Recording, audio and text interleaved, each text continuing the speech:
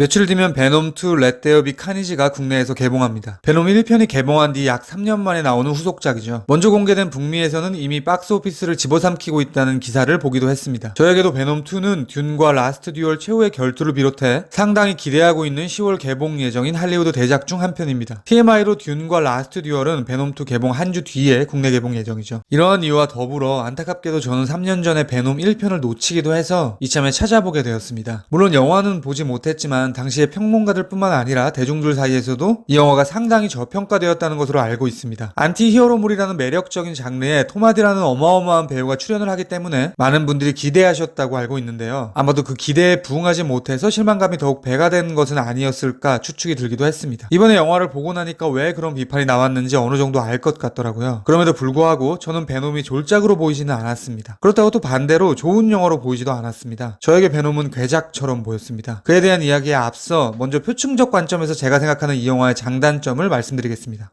저에게 가장 좋았던 점은 액션입니다. 히어로를 다루는 할리우드 블록버스터에서 우리가 기대했던 수준의 파괴력 있는 장면들이 양적, 질적 측면에서 모두 만족스러웠습니다. 또한 개인적으로 저는 합을 맞춰야 하는 액션을 좋아하는데 그러한 육탄전들도 볼만했습니다. 카체싱도 시원했고 무엇보다 특수효과를 상당히 유려하게 만들어낸 것 같더라고요. 베놈의 신비오트는 배우와 결합하는 게 영화에서 굉장히 중요한 설정일 겁니다. 특히나 끈끈한 점성의 특징인 생명체라 질감을 표현하기가 쉽지 않았을 텐데 눌러붙었다 떨어졌다 하는 묘사가 제가 보기에는 이물감 없이 정교했습니다. 무엇보다 베놈과 라이엇의 결투 시퀀스 중에 서로가 서로를 쥐어뜯으면서 뒤죽박죽 섞이는 장면은 이 영화의 명장면이라고 생각합니다. 저는 만약 베놈이 청불로 기획이 되었었다면 헤모글로빈의 쾌감이 굉장했을 것이라는 생각도 들었습니다. 왜냐하면 이 영화는 장르적으로 히어로물이기는 하지만 제가 보기에는 고어 슬래셔 혹은 크리처물로 보이는 면면도 있었거든요. 라이엇이 연구진을 썰어버린다든지 베놈이 인간의 목을 삼키는 장면들에서 그랬죠. 근래 개봉한 더 수어사이드 스쿼드처럼 아예 대놓고 피해 잔치를 벌였다면 물론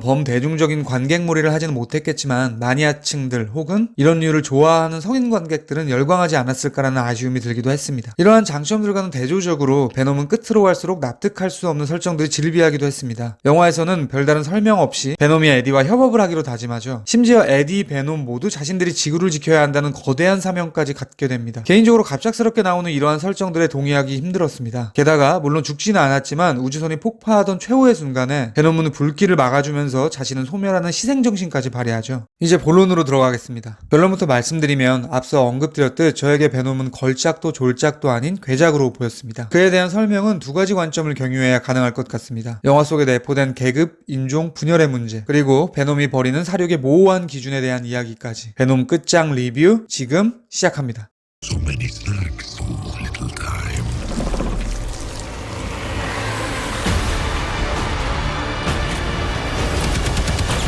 That power, it's not completely awful.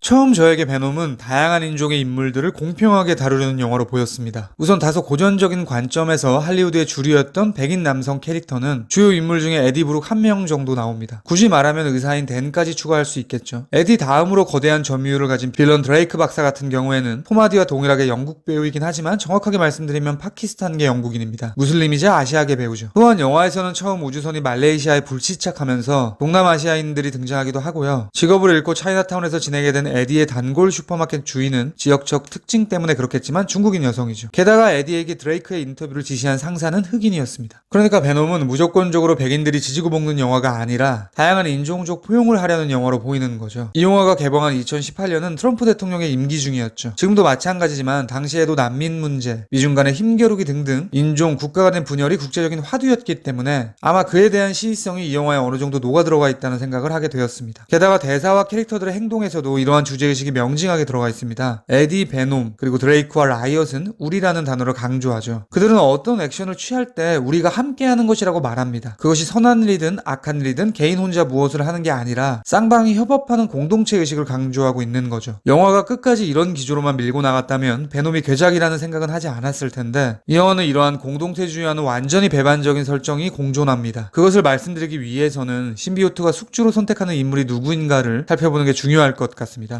베놈과 라이엇은 아무하고나 합체하지 않습니다. 본인들이 숙주로 삼고 싶은 사람들을 선택하죠. 이들은 노숙자, 집시 등등 연구소의 실험체로 왔던 사회의 하층 계급들과는 작용을 일으키지 않습니다. 인종과 직업적으로만 본다면 베놈은 백인 남성이자 발로 뛰는 육체파 기자 에디, 라이엇은 천재이자 엄청난 부와 권력이 있는 드레이크와 협업을 합니다. 물론 다른 인물 혹은 다른 생물의 몸을 이용하기도 하지만 제가 보기에 그것은 모두 다분히 목적론적으로 보입니다. 예를 들면 처음에 토끼와는 합체가 되지 않았는데 잡혀간 애들을 찾아야만 하는 목적이 생기자 베놈은 강아지를 숙주로 삼죠. 앤과 합체하는 것도 제가 보기에는 마찬가지로 에디에게 향하기 위함으로 보입니다. 라이엇의 경우도 동일합니다. 말레이시아 국민을 숙주로 삼지만 그것은 결국 드레이크에게로 다가가기 위함이었죠. 그러니까 영화에서 신비오트와 섞이지 못하고 죽은 사람들은 유전자적 구조가 맞지 않는 이유가 아니라 괴생명체에게 선택을 받지 못해서 그렇게 된 거죠. 즉 영화 베놈은 주제적으로는 공동체주의를 말하고 있으면서 동시에 그 세계 속에 있는 캐릭터들은 계급적 측면에서 불평등한 선택을 지향하고 있습니다. 문제는 악한 쪽만 그런 것이 아니라는 점입니다. 그나마 상대적으로 선한 쪽에 있는 베놈도 육체가 약한 여성이자 집시인 마리아는 팽하지만 에디는 받아들이죠. 이 지점에서 저는 이 영화가 말하는 우리라는 가치마저도 모든 이들에게 평등하게 부여되지는 않는 것인가 라는 의문이 들더라고요. 일반적인 영화들에서 이런 선택을 했다면 망작이다, 일관성이 없다라고 판단했을 겁니다. 그런데 베놈은 그렇게 결론 내리기에는 애매한 측면이 있습니다. 그에 대한 이야기는 챕터 2 끝자락에서 이어가도록 하겠습니다. I'm so sorry.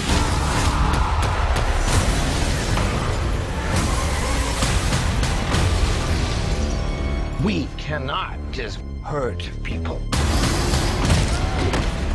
다음으로 베놈이 괴작으로 보이는 두 번째 이유입니다. 결론부터 말씀드리면 사륙에 대한 기준이 모호하다는 측면입니다. 베놈은 인간을 생식하길 원합니다. 그런데 에디와 공생의 관계가 되면서 인간의 머리를 먹으면 안 된다는 규칙이 생기죠. 이 점에서 다소 의아한 점은 모든 인간의 머리를 뜯는 것이 금지가 아니라 선인은 절대 불가하지만 악인의 머리는 때때로 먹어도 된다는 점입니다. 드레이크 부하의 머리도 먹었고 슈퍼마켓에서 아주머니를 협박하는 강도도 먹어치웠죠. 물론 베놈의 정체성이 안티 히어로니까 어느 정도 이해가 되는 부분이긴 합니다만 그럼에도 불구하고 납득이 안 되는 상황들이 많습니다. 예를 들면 에디가 일하는 사무실 건물 1층에서 경찰들과 전투를 벌일 때 베놈은 한 경찰의 발을 잡고 장난감처럼 빙빙 돌려 내동댕이 치죠. 그런데 막상 목을 따려고 하자 에디는 베놈을 저지시킵니다. 인간을 먹지만 않는다면 정의의 편에선 괴물이라는 건가? 라는 질문을 하게 되더라고요. 한 발 더 밀고 나가 근본적으로 의문이 드는 지점은 앞에 있는 사람이 목을 뜯겨도 될 만한 악인인지 아닌지에 대한 가치 판단을 베놈과 에디가 할 수 있냐는 점입니다. 그들이 기준을 정한다는 것 자체가 어불성설이죠. 그러니까 공생은 하되 인간성은 보존해야 되니 타인을 해치면 안 되지만 때때로 식인을 하는 것이 가능하다는 이도저도 아닌 이상한 기준이 정립되는 거죠. 즉 이 영화의 메인 주인공은 때에 따라 인간에 가까운 괴물이 되기도 하고 괴물에 가까운 인간이 되기도 하는 겁니다. 영화도 그것을 용인하고 있고요. 이 역시 챕터 1의 마지막에 말씀드린 것처럼 못 만든 영화에서 그렇다고 넘어갈 수도 있지만 그렇게 생각하기에는 다소 찝찝한 측면이 있습니다. 마지막으로 그에 대한 이야기를 말씀드리겠습니다. 영화